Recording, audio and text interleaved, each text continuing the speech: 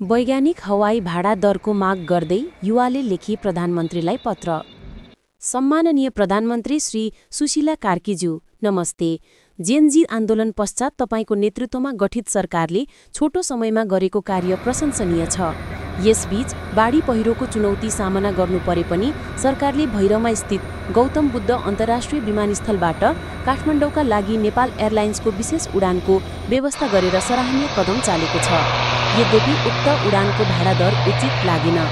सामान्य समयमा करिब 5,000 रुपैयाँ पर्ने भाडा चाडपर्व र आपद विपदको समयमा बढाइएको छ। यसपटक मात्र होइन, सधैँजसो यही निहती यात्रुहरूले भोग्नु पर्दछ। यसपटक पनि निजी विमान कम्पनीहरूले समेत भाडा वृद्धि गरेको र सरकारको उद्धार उडान पनि ढिलो गरी हुने र भाडा पनि निजीले सरह लिनु उचित लागेन। अत तपाईको सरकारले हवाई भाडा दरलाई वैज्ञानिक र निश्चित बनाई चाडपर्व तथा आपद विपदको समयमा पनि नियमित भाडा दरमा यात्रुहरूलाई सुविधा प्रदान गर्ने व्यवस्था मिलाउन अनुरोध गर्दछु। धन्यवाद। ज्ञान प्रसाद पाण्डे, कपिलवस्तु, हाल भारतको पन्जाब।